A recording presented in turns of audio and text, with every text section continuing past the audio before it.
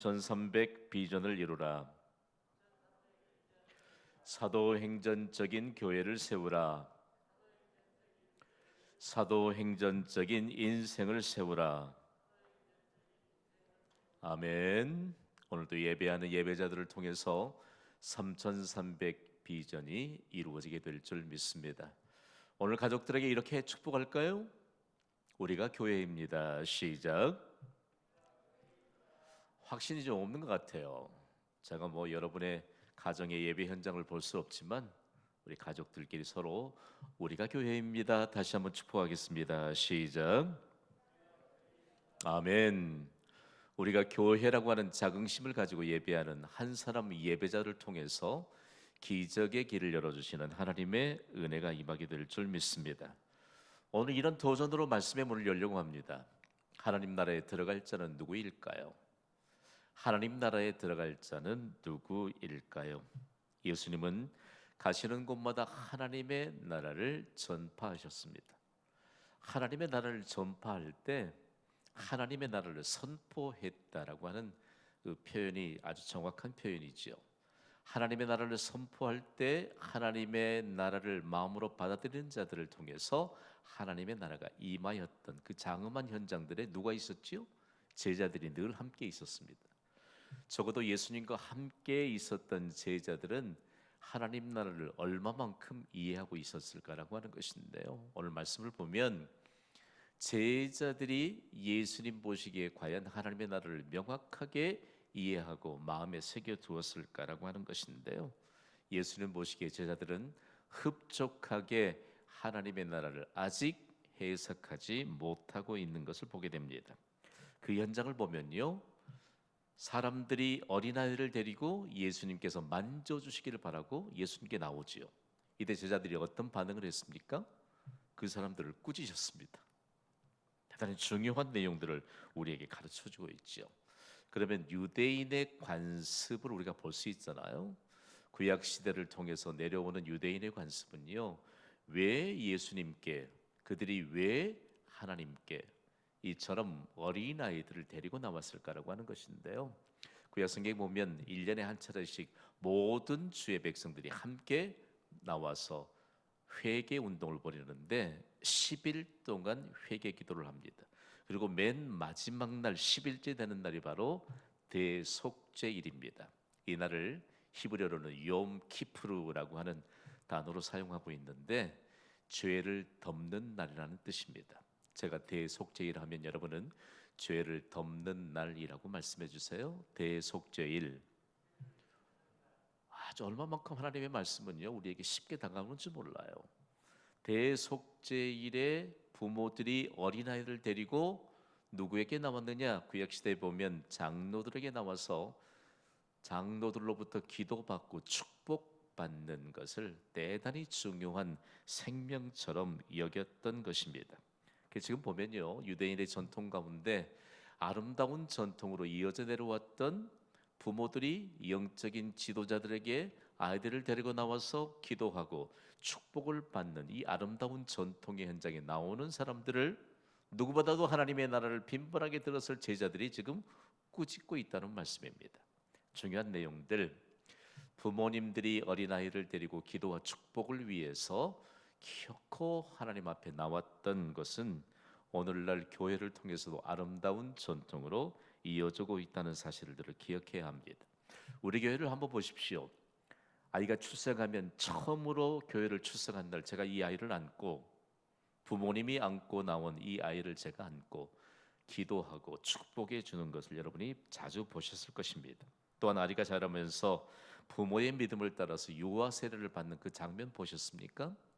세상에서 그처럼 부모의 믿음을 따라서 아이가 유아 세례를 받는 것처럼 아름다운 모습이 세상에 어디에 있겠습니까? 경신교회는 특별 새벽기도 기간에 장로님들과 제가 아이들을 안고 주말이면 머리에 안수하면서 기도했던 전통을 세워왔던 것 여러분 기억하실 것입니다. 우리 기억해야 합니다. 주님 다시 오실 때까지 그리스도인들의 가정에서는 어린 아이들에게 기도하고 축복하는 기회를 놓치지 않아야 합니다. 우리가 아이를 사랑한다고 말합니다. 여러분 손자 손주들 너무너무 사랑하시지요? 아무런 이해관계가 별로 없어서 손주들에 관한 이 사랑은 아주 유난한 것 같아요. 그렇지요.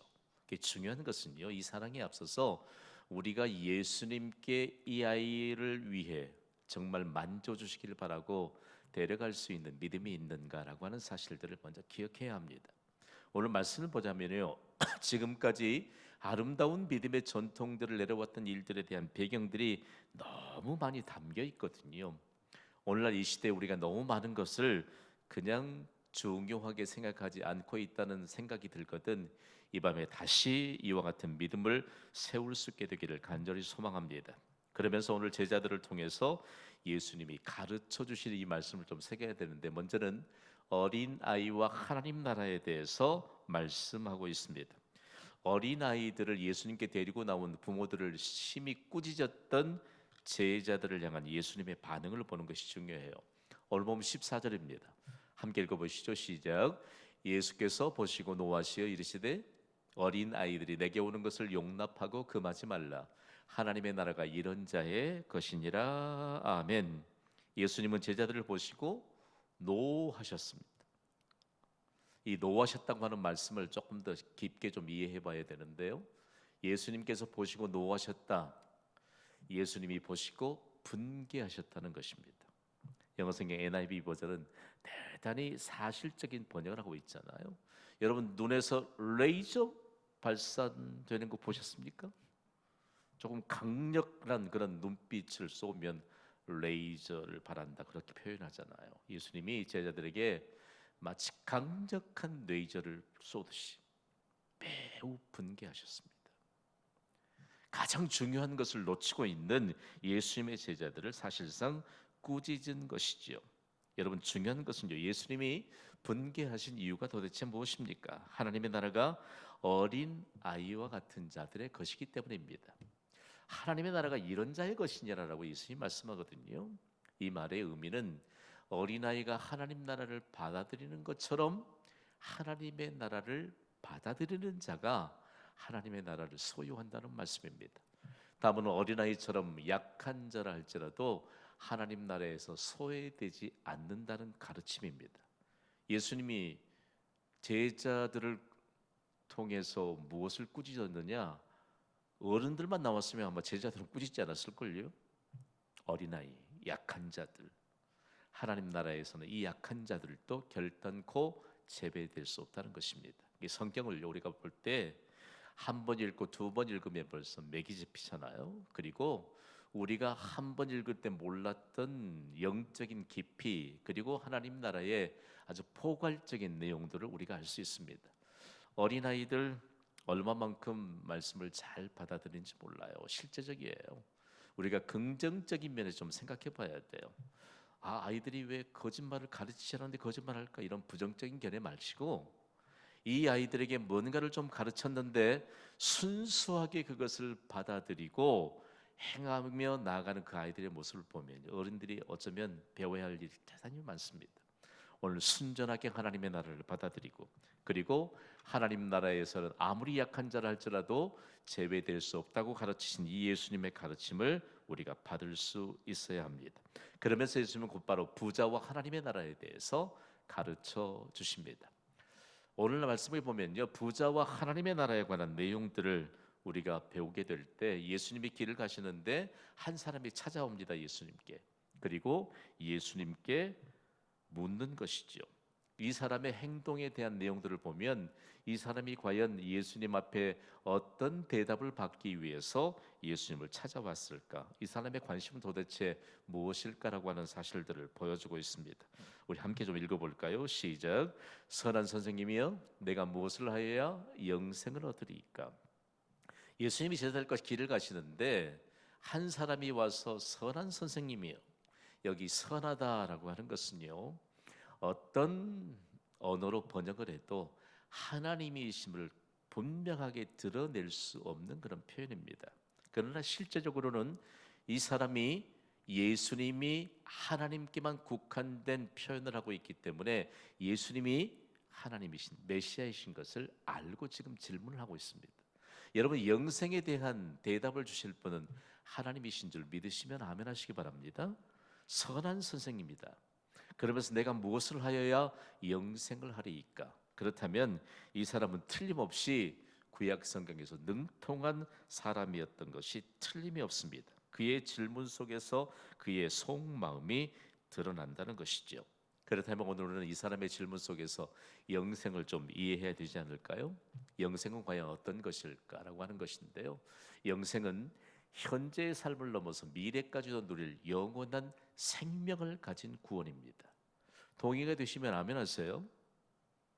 어떤 분이 그래요. 네, 참 충격이었는데 요즘 장례식장에 가면 대부분 장수하잖아요. 여러분 예수님을 믿는 사람과 믿지 않는 사람의 생명, 수명이 같습니까? 차원이 다릅니다. 현재의 삶을 넘어서 미래까지도 누릴 영원한 생명을 가진 구원이 바로 영생임을 여러분 믿으시기 바랍니다. 이 영생을 얻을 수 있는 길은 유일하지요. 참 하나님과 예수 그리스도를 보내셨던 그 하나님의 약속에 관한 내용들을 우리가 분명히 알 수 있다면 우리는 영생에 관한 것을 이해하고 분명히 누릴 수 있다는 말씀입니다. 그렇다면 이 사람은 구원에 관한 중요성을 알았을까요? 제가 생각하기에는 분명히 구원의 중요성을 잘 알고 있었습니다. 예수님이 그의 이런 마음을 아시고 이렇게 묻습니다. 오늘 보면 19절입니다. 함께 읽어보시죠. 시작.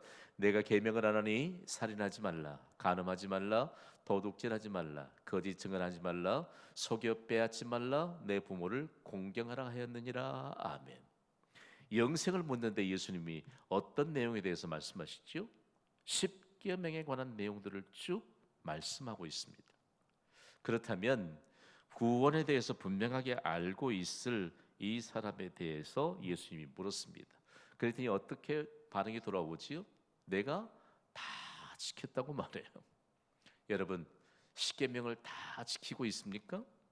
이 사람처럼 내가 다 지켰다고 아마 말할 수도 있을 것입니다. 그런데 내가 어려서부터 다 지켰다라고 이 사람이 대답하거든요. 이 사람은 그렇다면 지금 성인이 되었는데 어려서부터라면 언제부터 그가 계명을 지켰을까라고 하는 것인데요. 유대인의 전통에는 만 13세가 되면 성인식을 갖습니다. 이때부터 성년으로 인정하게 되는 것이죠. 그렇다면 적어도 13세가 되던 때 성인식을 마치고 난 이후부터 그는 십계명에 충실했다라고 하는 것을 알 수 있습니다. 십계명 곧 율법을 성실히 지킬 것을 성인식을 할 때 맹세합니다. 여러분 우리도 아이가 유아세를 받고 나면 만 14세가 되어야 이 사람이 자기 의지대로 신앙을 고백할 수 있다고 하는 신앙적인 법 기준을 두고 있잖아요. 그런 것처럼 그때 선서하는 것처럼 서약한 것이죠. 나는 하나님의 계명을 성실하게 지키겠다. 나는 하나님의 율법을 성실하게 지키겠다. 선언했는데 실제로 그는 하나님의 계명을 잘 지켰다라고 그렇게 대답하고 있습니다. 13세 이후로 하나님의 계명을 다 지켰다면 그에게 이미 영생이 임한 건 아니겠습니까? 우리의 생각은 어떻습니까? 오늘 예배하는 우리가 예수 그리스도를 구주로 영접했다면 현재를 뛰어넘어서 영원한 생명을 누릴 수 있는 생명을 가진 구원이 임하였음을 믿습니까? 아멘이죠. 그런데 왜 이 사람이 굳이 예수님께 찾아와서 영생에 관해서 질문했을까라고 하는 것인데요.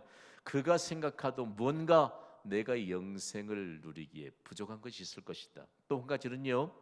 영생을 얻는 것이 마치 자기가 무슨 선한 행위를 꼭 해야만 영생을 얻는 것으로 잘못 이해하고 있는 이 두 가지 때문에 그가 예수님께 이런 질문을 했고 예수님을 질문하는데 어려서부터 잘 지켰다, 다 지켰다라고 대답하고 있습니다. 그런데 예수님은 이 사람에게 이런 말씀을 하셨습니다. 오늘 보면 21절입니다. 우리 모두가 함께 믿음으로 받읍시다. 시작. 예수께서 그를 보시고 사랑하사 이르시되 내게 아직도 한 가지 부족한 것이 있으니 가서 내게 있는 것을 다 팔아 가난한 자들에게 주라. 그리하면 하늘에서 보화가 내게 있으리라. 그리고 와서 나를 따르라 하시니. 아멘. 여러분 어떻습니까? 말씀을 함께 읽을 때 어떤 현상들이 좀 오나요? 하나님의 말씀은 읽는 것 자체로도 복이 됩니다. 가능한 여러분이 하나님의 말씀은 여러분의 목소리로 좀 읽으시기 바랍니다. 저희 교회는 큐티하는 교회이잖아요. 우리가 하나님의 기록된 말씀을 읽으면서 하나님의 음성을 들려주시는 은혜 가운데 우리가 삽니다. 그런데 우리가 하나님의 말씀을 함께 읽을 때 어느 것이 중요한 것인가를 우리가 빨리 붙잡을 수 있는 은혜의 기회가 옵니다. 예수님께서 그를 보시고 무엇 하사 말씀하셨지요? 사랑하셨다.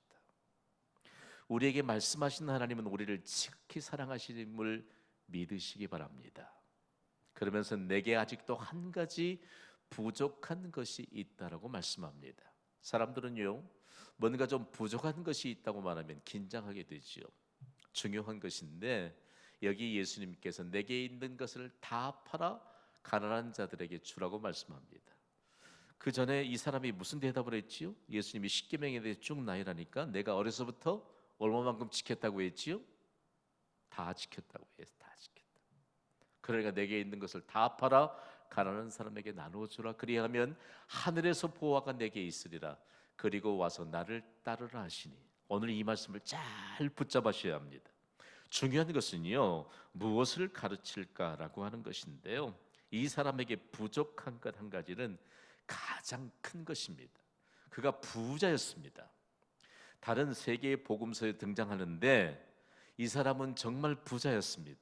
그런데 그가 가지고 있는 그 부요함을 나타낼 수 있는 재물보다도 더 큰 것이 그에게는 부족한 것으로 남아 있다는 것을 예수님이 지적하고 있다는 말씀입니다. 그 부족한 것 한 가지 때문에 하나님 나라에 들어가는데 걸림돌이 되고 있습니다.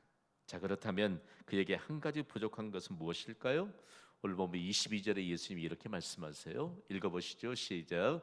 그 사람은 재물이 많은 거로 이 말씀으로 인하여 슬픈 기색을 띠고 근심하여 가니라. 무엇이 많았지요? 재물이 많았습니다. 이 사람이 재물이 많은 큰 부자였는데 예수님의 말씀을 주의 깊게 들어야 합니다. 예수님은 이 부자가 지금까지 어떻게 살아왔는가를 잘 알고 계신 전능자이십니다. 부자인 그는 재물로 인해서 하나님의 나라를 증거하지 못하면서 살아왔던 것을 알 수 있습니다. 여러분, 한 가지 좀 우리 자신을 좀 들여다볼까요?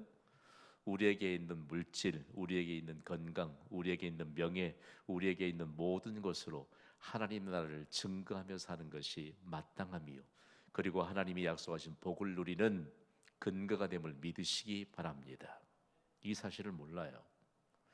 자녀를 주신 분이 하나님이신 줄 믿습니까? 자녀를 통해서도 하나님 나라를 증거하시기를 주님의 이름으로 간곡히 부탁을 드립니다. 하나님의 선물이잖아요. 하나님의 선물임에도 불구하고 하나님의 나라를 증거하지 못하고 있는 이런 이 사람의 정황을 예수님이 잘 알고 있었다. 그러면 부자였는데 당시에 유대인들 가운데 부자들은 돈을 어디에 사용했을까 좀 궁금하지 않습니까? 참 우리가 생각할 때 예수님이 말씀하셨던 1세기 당시에 2000여 년 전에 유대인들의 관습이 참 흥미롭잖아요. 부자들이 돈을 어디에 썼을 것 같아요? 잔치하는 데 썼습니다. 유대인들은 파티의 원조예요. 파티의 원조. 부자들에게 늘 동일한 고민이 있었습니다. 파티, 잔치를 여는데 외형상으로 화려하게 잔치할 것인가? 아니면 실속 있게 산의 진미로 대접할 것인가? 이 두 가지가 부자들의 고민거리였대요. 자, 그러면 부자들이 잔치를 열면서 어느 곳에 가장 많은 돈을 썼을까요? 가장 먼저 많은 비용을 지출했던 부분이 요리사를 초빙하는 것이었습니다. 요즘 말로는 셰프. 방송에 먹는 방송이 너무 많아요. 나만 그럴까 좀 지나치지 않아요? 지나쳐요. 우리의 관심들이 모두 다 어디에 관심을 쏟게 하지요? 먹는데. 먹는 것에 관심이 너무 집중되고 있어. 당시의 유대인 부자들도 요리사들을 초빙하는데 가장 많은 돈을 들였다. 그 다음엔 노래와 춤을 잔치에서 감당해 줄 무희들을 위해서 두 번째로 지출을 많이 했다고 합니다. 그 다음으로 뭘까요? 그 다음에 어디에 돈을 지출했을까요? 음식을 담아내는 그릇에 세 번째로 많은 비용을 지출을 했다고 합니다. 그러니까 그것이 그 사람의 장적 자랑이었는데, 이 세 가지를 보면 뭘 얘기할까요? 부자들이 자기만을 위해서 돈을 쓰는 것을 마땅하고 당연한 것으로 그렇게 여겼다라고 하는 것입니다. 그런데요, 여기에 보면 이것만 있는 게 아니고 당시의 유대인들에게 좋은 전통 하나는 자신이 가진 10분의 1을 가난한 이웃을 위해서 사용하게 되는 것이 아주 철칙처럼 여기서 내려왔습니다. 대단히 중요한 내용들을 오늘 우리에게 가르쳐주고 있는데, 적어도 제도화되었던 10분의 1을 지출하는 것이 당연한 것인데, 실제적으로 부자였던 사람들 중에 모범적인 존경받는 인생을 살았던 사람들은 자신의 재산 2분의 1을 이웃에게 흘려보내면서도 정말로 그것이 너무 마땅해서 더 많이 흘려보내지 못하는 것에 관한 내용들에 대해서 늘 애통해하고 있는 사람들에 관한 모습들을 쉽게 볼 수 있다고 해요. 이 부자된 사람이 이런 정황들을 몇 살 때부터 눈여겨보고 알고 있었지요? 13살 때부터입니다. 그럼에도 불구하고 부자인 그는 많은 재물로 다른 사람을 위해서 사용한 적이 없었습니다. 보십시오. 예수님의 이 지적이 함께 다시 한번 읽어볼까요? 시작. 이 말씀으로 인하여 슬픈 기색을 띠고 근심하여가 아니라. 생각해봐요. 계명을 다 지켰다고 말했던 이 사람이 자신이 이웃을 향해 무언가를 해야 할 가르치고 있는 예수님의 말씀에 대해서는 너무 슬픈 기색을 띠고 근심하여 갔다라고 가르쳐주고 있습니다. 중요한 것은요, 이 말씀 좀 사실적으로 번역하면 이런 내용이에요. 여러분, 너무 충격을 받으면 얼굴이 하얗게 됐다고 하잖아요. 맞습니까? 예수님이 말씀하시니까 얼굴이 하얗게 질려가지고 근심하고 돌아갔다. 여러분, 예수님은 우리를 사랑하시기 때문에 우리에게 말씀하심을 믿으시면 아멘 하시기 바랍니다. 오늘 우리의 믿음의 바탕이 형성될 수 있게 되기를 주님의 이름으로 축복합니다. 예수님이 우리를 사랑하시니까 말씀하세요. 사랑해서 말씀하시는데 우리의 얼굴이 하얗게 질려서 돌아갔다. 너무 슬픈 모습이죠. 그렇다면 구체적으로 예수님께서 그에게 했던 말씀을 다시 한번 좀 더듬어 볼까요? 예수님이 이렇게 말씀하세요. 읽어봅시다. 시작. 가서 내게 있는 것을 다 팔아 가난한 자들에게 주라. 그리하면 하늘에서 보화가 내게 있으리라. 그리고 와서 나를 따르라. 우리 함께 선포하시죠. 와서 나를 따르라. 중요합니다. 대단히 중요합니다. 이 사람이 하나님의 나라로부터 그에게 얻게 되는 영생에 대한 질문을 했기 때문에 예수님은 예수님을 따르라고 말씀합니다. 그런데 어때요? 예수님을 따르지 못하고 등을 돌리게 했던 그 장애물이 무엇이냐? 그에게 있었던 재물이 바로 하나님 나라에 들어올 수 없게 하는 것이 되었다라고 하는 것입니다. 그렇다면 여러분, 그가 가진 많은 재물로도 하늘에서 내게 보호가 있으리라. 이 말씀 좀 결론적으로 말씀을 좀 드려야 될 텐데요. 이 말씀을 우리가 믿음으로 받아야 됩니다. 여러분 모두가 오늘 말씀 받을 때 부유한 자들이 되시기를 주님의 이름으로 축복합니다. 우리가 아무리 많은 것을 가지고 있다 할지라도 하나님이 주신 것보다 더 많이 가질 수 없습니다. 동의가 되시면 아멘 하세요. 우리 가운데 잘 모르죠. 여러분이 부모님의 유산을 많이 받았다 할지라도 그것이 세상 사람들이 와 부자다, 금수저다 라고 할지라도 하나님이 주신 것보다 내가 더 많은 것을 가질 수가 없습니다. 믿음은 여기서부터 출발하는 것입니다. 내가 아무리 많은 것을 이웃을 향해 구제하고 그리고 선교하고 하나님께 드릴 수 있다 할지라도 하나님이 내게 주신 것보다 더 많은 것을 하나님과 이웃에게 드릴 수 없습니다. 오늘 이 말씀이요, 우리의 마음판에 떨어져 열매를 맺을 수 있게 되기를 주님의 이름으로 축복합니다. 그래서 우리에게 믿음이 필요해요. 믿음이 필요해요. 우리가 아무리 많은 것을 갖고 있다 할지라도 하나님이 주신 것보다 그게 더 클 수 없다, 많을 수 없다고 지금 예수님이 부자인 사람에게 가르쳐주고 있습니다. 그런데 오늘 살아가는 이 시대의 현대인들은 과연 어떤 생각을 하고 있을까요?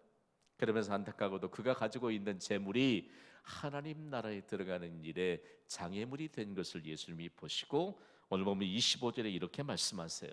함께 읽어봅시다. 시작. 낙타가 바늘기로 나가는 것이 부자가 하나님의 나라에 들어간 것보다 쉬우니라 하시니. 아멘. 여러분 낙타 보셨나요?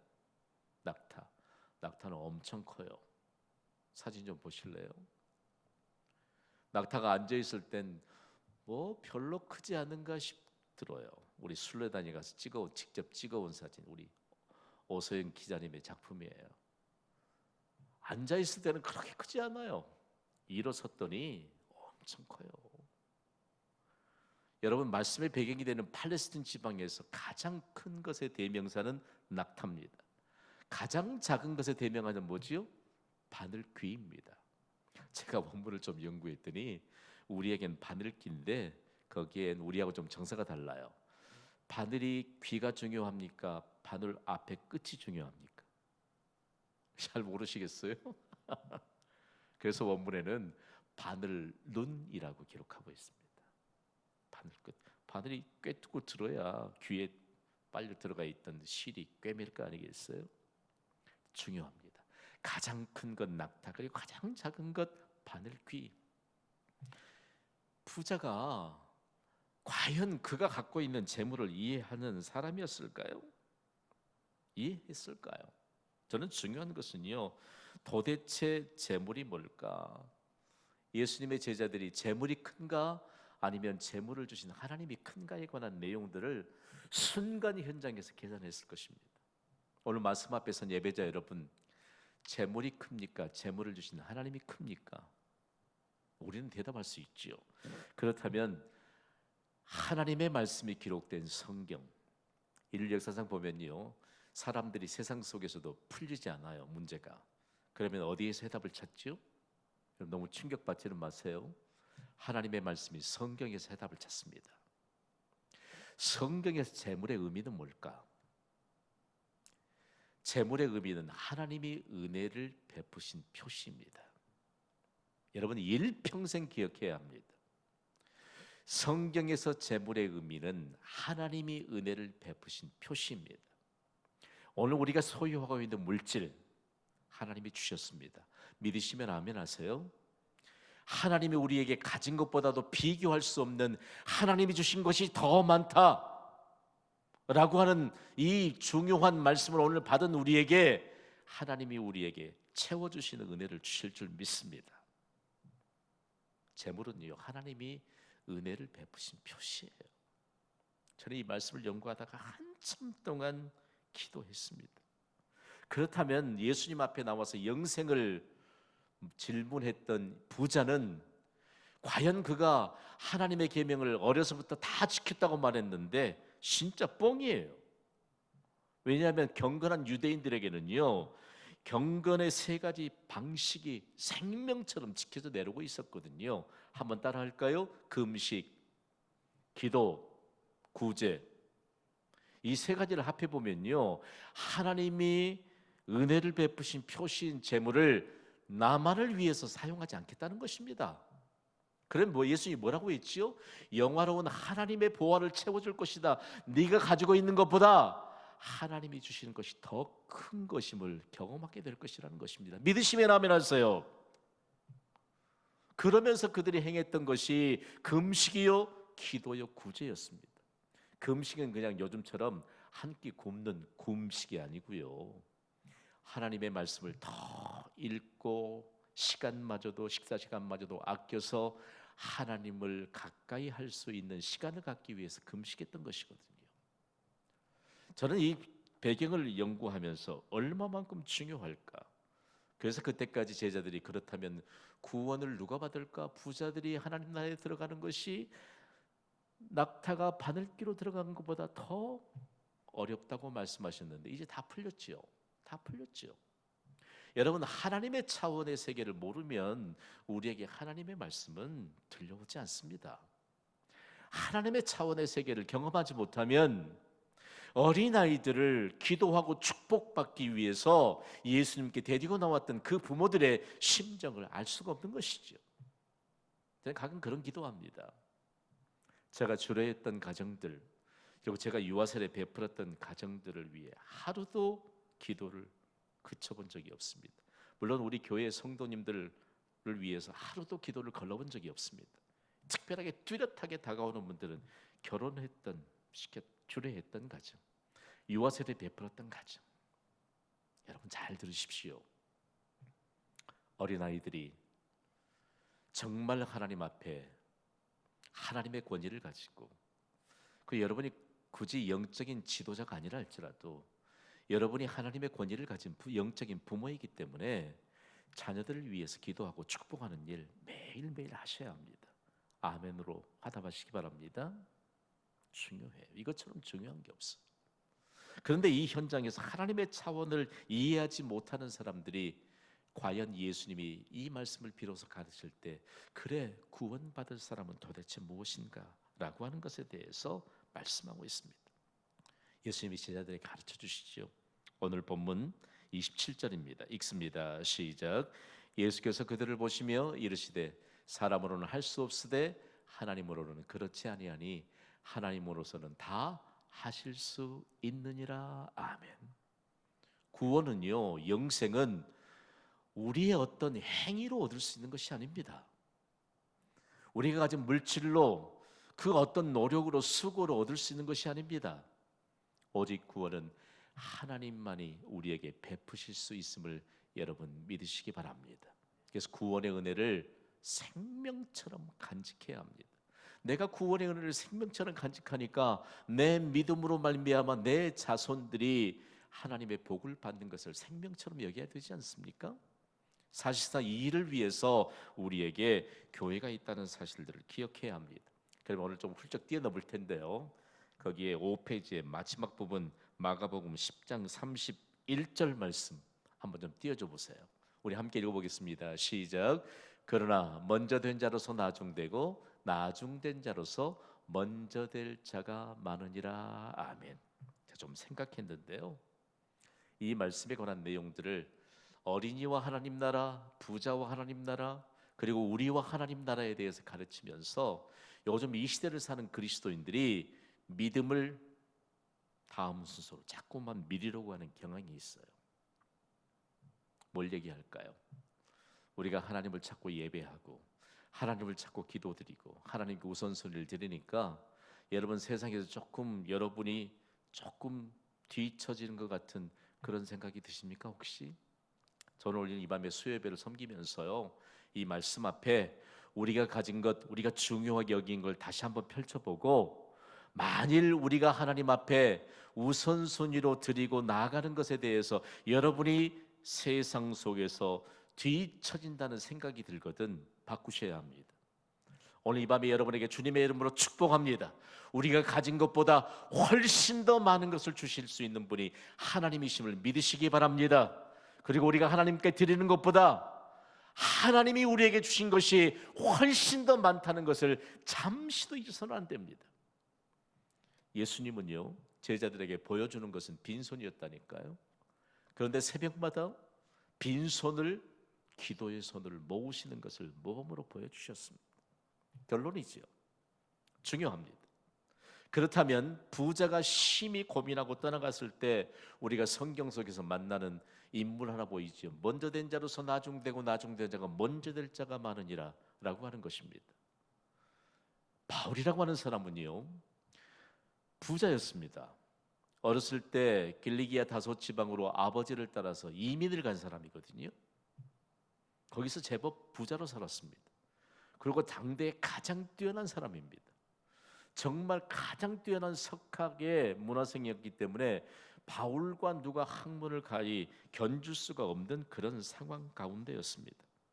그리고 여러분 세상 사람들이 다 부러울 만한 이런 충분한 조건을 갖춘 자였는데 그가요, 하나님 나라에 들어가는 것에 대해서 장애물이 되었던 것이 그의 부요함이요 학식이요 좋은 문벌이요 그가 가진 좋은 것 모든 것이었습니다. 그런데 그가 부활하신 예수를 만나고 난 이후에 그것을 무엇으로 얘기했지요? 빌립보서 3장 8절과 9절을 우리 함께 천천히 읽어보겠습니다. 시작. 또한 모든 것을 해로 여김은 내 주 그리스도 예수를 아는 지식이 가장 고상하기 때문이라.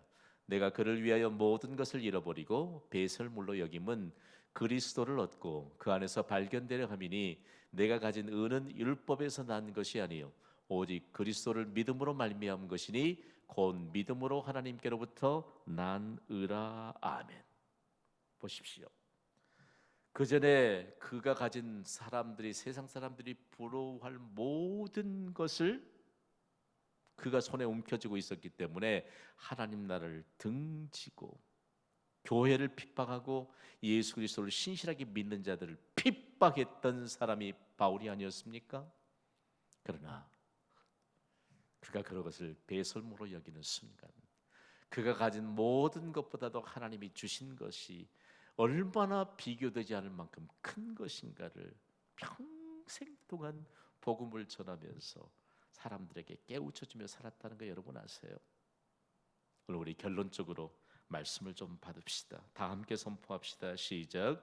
슬퍼하며 근심하는 것은 무엇인가? 저는 요즘 재물보다 크신 하나님을 의지하는 믿음의 강도 높은 훈련을 하나님이 제게 하시더라고요. 사실상 너무 어렵잖아요.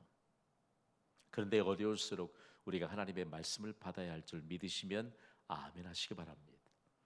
실제로 우리가 슬퍼하며 근심하는 것이 무엇일까?